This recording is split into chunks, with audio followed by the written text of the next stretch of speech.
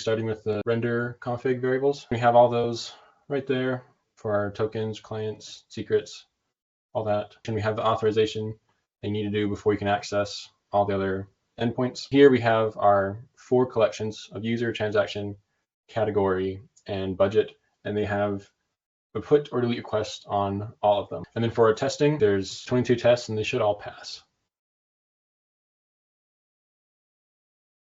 There's all our tests passed. So right here, we're just going to use a dummy account. So let's go ahead and execute.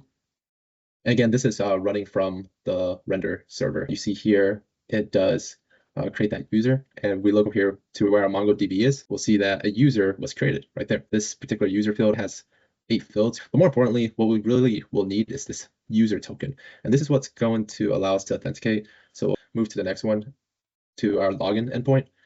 This is just going to check the authentication token to see if the user is in the database. So we'll execute, and all this is going to do is that it's going to give us a completely brand new token. This token will last for 1 hour. We'll grab the token, we'll put it in here, and we'll authorize. The last unprotected endpoint is the logout. The only thing this endpoint does is return to us a message saying the user successfully logged out. Profile will execute against that token. It returns the user information right here. If we want to update the user profile, let's say we want to give them a name instead of just dummy user, we'll give them a name John Doe. We'll execute it, execute this again. We'll see that the name's been changed to John Doe, and that will be reflected in our database as well, right there. And then finally, for our user, we can also just go ahead and delete the user altogether.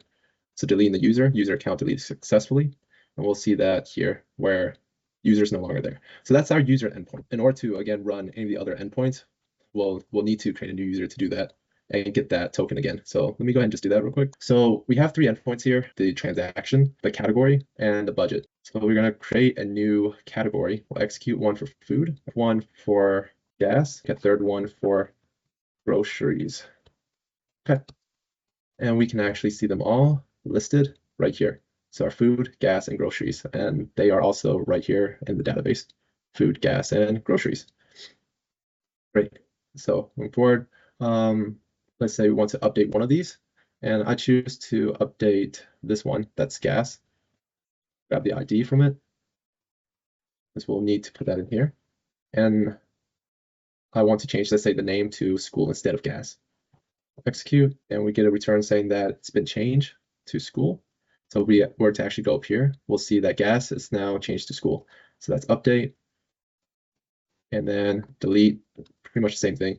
We just need to put in the ID, execute that, get a response, successful, and confirm that it has been deleted. So went from 3 to 2. The transaction is more or less the same. We'll put this to groceries, execute, transaction right there, and then we'll have one for food, Wendy's, and we'll execute that as well.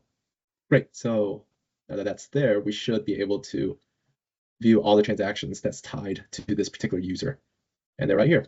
And credit is pretty much the same thing. We're just going to run through it real quick. Get your standard get, put, and delete. We're going to play around with this first one.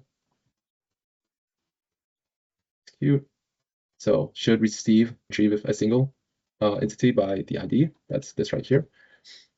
We can update it as well. Food, 7-Eleven. And we're going to execute.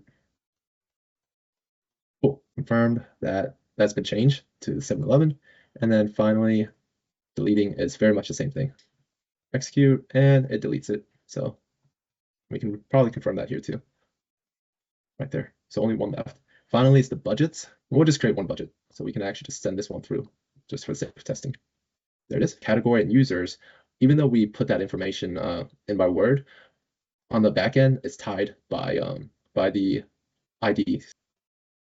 And looks like monthly budget. That doesn't really make sense for food, but it is here, which is fine. We'll go ahead and fix this up though. Update the budget. We don't need to change that. We probably shouldn't spend 500 eating out. We'll execute that. There we go, eating out. So change it to the amount of 100. We can actually see that being reflected here in a minute, right there.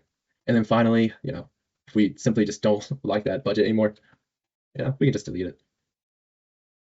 So budget's deleted. That's our 4 endpoints. They're all protected except for the first 3. That should really be it. Cool.